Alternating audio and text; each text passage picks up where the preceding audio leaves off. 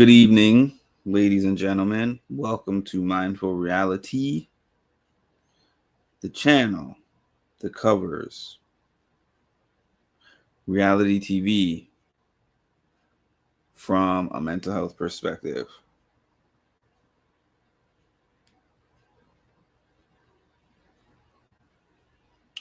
How's everyone doing this evening? I hope that y'all are doing well.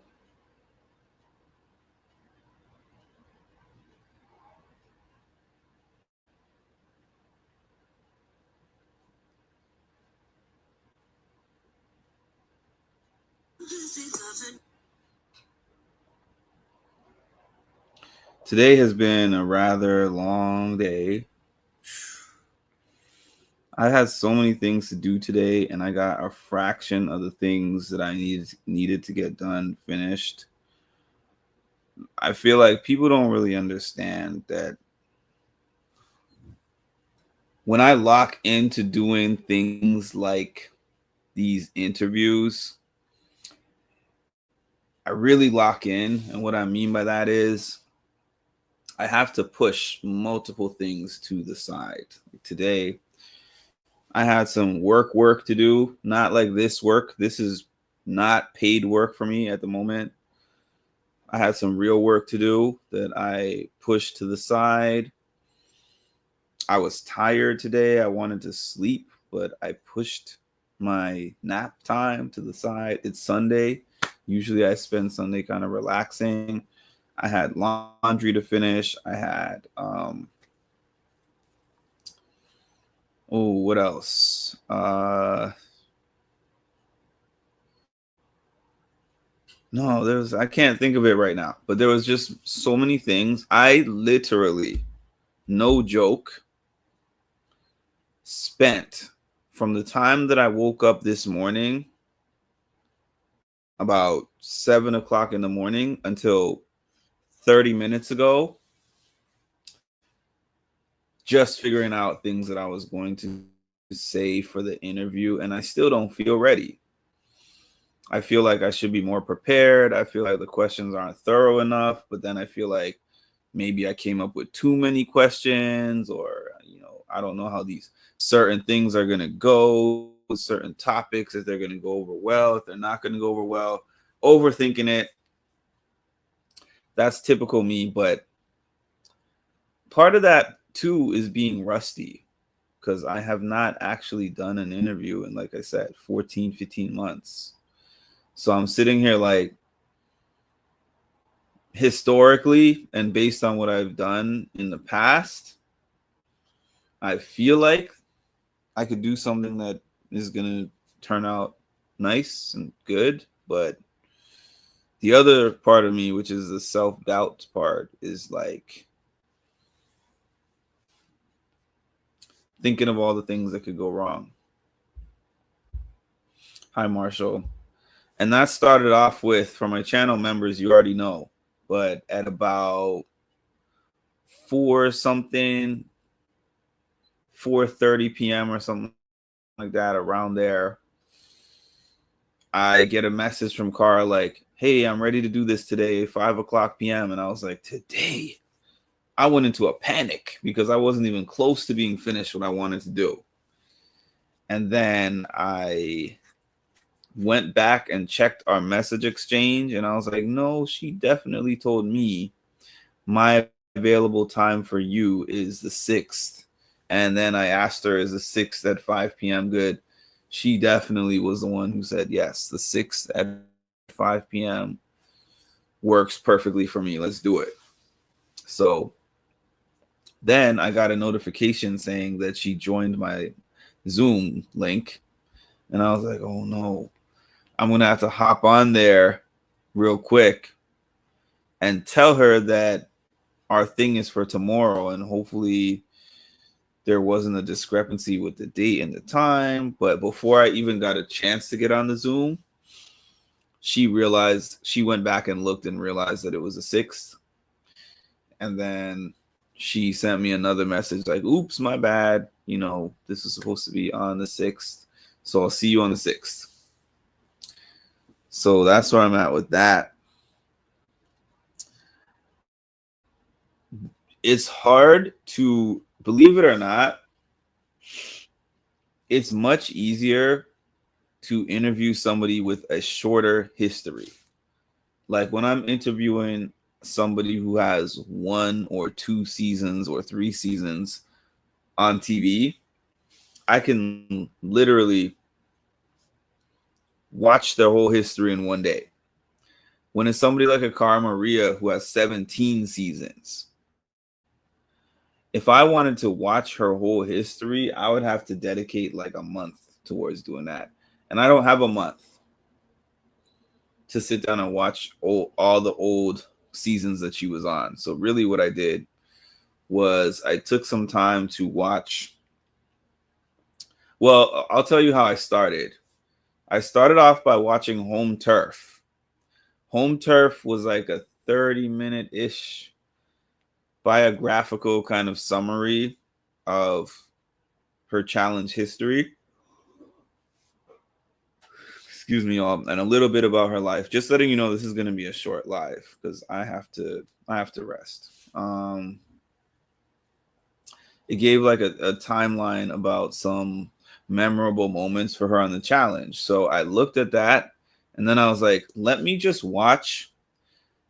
take some notes on those memorable moments and then watch like bits and pieces of those seasons to be able to have questions about, a little bit about her background and a little bit about her history, which might end up being about half of the interview. And then probably like 40% is going to be the last 2 seasons that she did. Maybe a little bit about coming back as a mercenary on season 39. And then All Stars 4. And then the challenge season 40. So I have so much material. It's weird to have a lot of material, but yet to feel like the material that you have isn't enough. And then to also feel like it's too much. The reason why I'm thinking of all three of those things at the same time is because of the fact that I've ran out of time before and I finished the interview early before. But one thing that I was just thinking about right now that I haven't had for other interviews is like, I feel like I was really serious in the majority of my interviews. I'm not saying I didn't laugh or crack a joke, but what I'm saying is, even while I was laughing, with the exception of Sam's interview, because that was a separate thing, everyone else's interview, I was just so focused on making my content as good as possible that I didn't lean into the enjoyment aspect, and I didn't really enjoy it until after the fact. Hi, Brian. So in this case, I have already told myself whether I get through all my questions, half my questions, whether I stumble through anything or, whatever could possibly happen, good, bad, otherwise, thinking less about the end result, as in you can't create a great interview in hypotheticals. And what I mean by that is I cannot sit down by myself, no matter who it is that I'm interviewing, and make the interview great by thinking of great questions and then anticipating the other person's answer to those questions. Because quite honestly, you get into the interview, you start asking the questions, then all of a sudden they might give you an answer that throws you for a curveball. And then you're like, from here, where do I go? You could be like, all right, I have my next question on the list, so let me get to this next question on the list. Or you can listen to what they're saying and then make adjustments. And that's something that I think that I have become pretty good at. Nobody's going to know that unless you actually see my Q&A, my questions that I have written down, and then you compare them to what is actually said in the interview. I've gotten really good at actually listening to what they're saying. And then asking some good follow-up questions. Like, I didn't expect them to say this particular thing, but they decided to share that with me. Let's go down that road for a little bit and see where that leads. And being just a little bit spontaneous and willing to pivot, I think changes the game. Because when I interviewed Wes, hi Nash. When I interviewed Wes for the first time, I remember finishing that interview and people said, "How did it go?" And I said, "Terrible." Looking back, I don't think the interview was terrible, but the people who asked me at the time, I genuinely felt that the interview was terrible. And the reason why is because I had 4 to 5 pages of questions, and I didn't get past page 1. I was like, we got to the end of the hour. He's like, I have to go. And then I'm looking and I'm like, I spent all this time and all these hours putting together all these questions. And I get to page 1 and the interview is already done. But then when I changed my mind is when I started to get feedback from the people who watched the interview. And a lot of people said this is the best interview of Wes that I've ever watched, or one of the best, or I loved the interview. And I said, okay.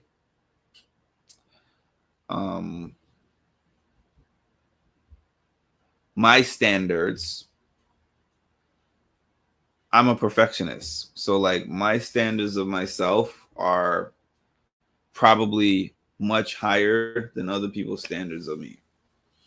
And I work on that. I'm better at that than I used to be. Because I have looked at work that I have done in recent months and been like, this is an excellent piece of work. And I never used to say that. What I do now, when I finish something like this, I do take a look at it.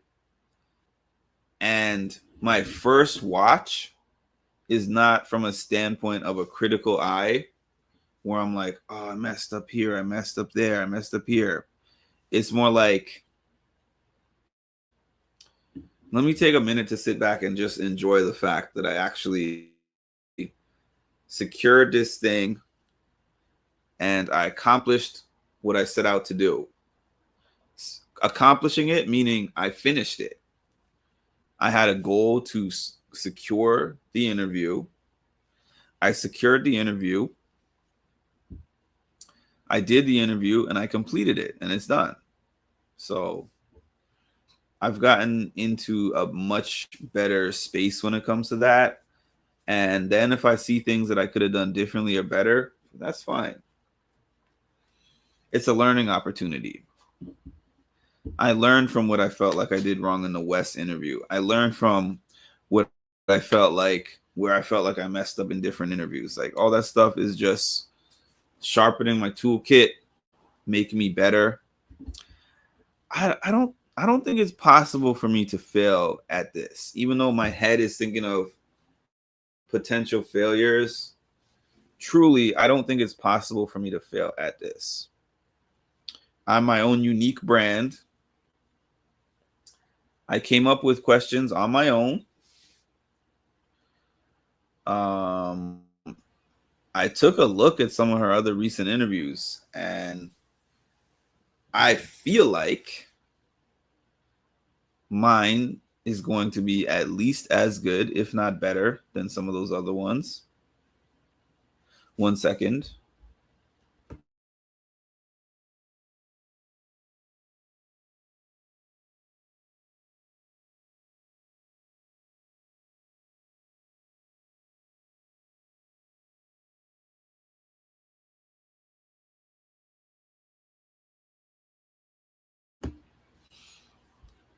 Hi, Holly. How are you?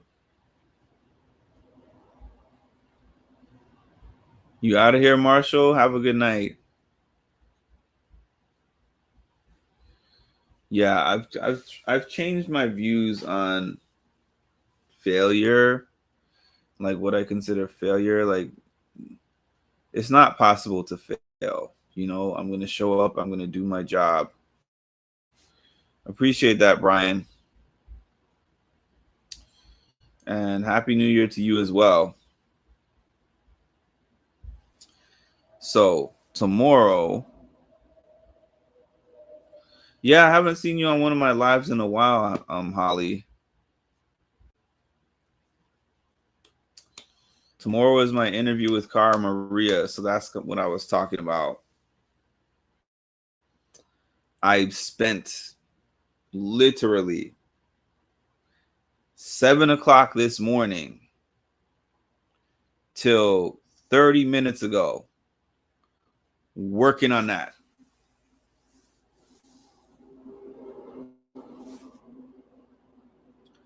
And the funny thing is, I didn't just start working on it today.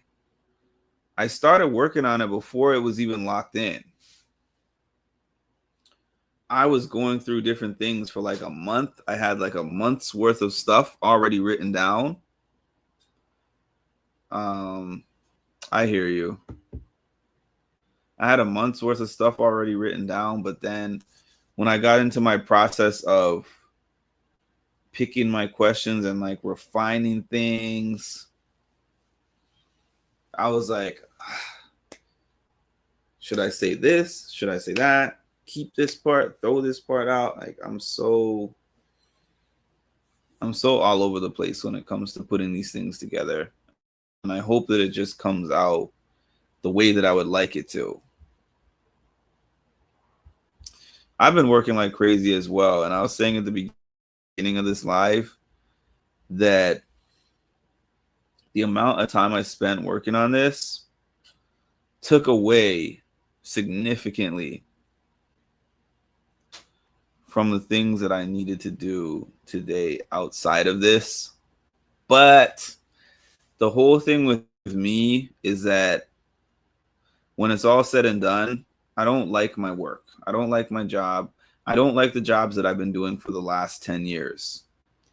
I have liked parts of those jobs, but at the same time, if somebody gave me an opportunity tomorrow, I would leave the job yesterday. That's how I feel about that. So I put things aside because I'm like, I'm hoping for one of these things that I do to catch the right person or to like plug me into the right network or something. And then from there to be actually living a life where I get to work on my passions instead of just doing whatever I have to do to pay bills. Because that's not a life I ever envisioned living. But that's the life that I have been living since 18. I want a life where I wake up and I'm excited about what I'm going to do for work. A life where I'm fueled by passion instead of necessity. And that's it. So I'm cutting this one short. Like I said at the beginning, this is going to be a short one.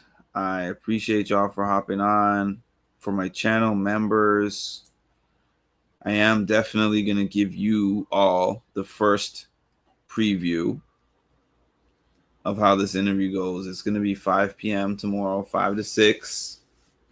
I might even hop on live and give like a little behind the scenes when I get to the studio. And that's all I got for now. Hi, Debbie, and Happy New Year to you also. So if you haven't done so, please make sure to like, comment, subscribe, and hit the notification bell to get notified of when I drop some more great content. Thank you all, and talk to you tomorrow.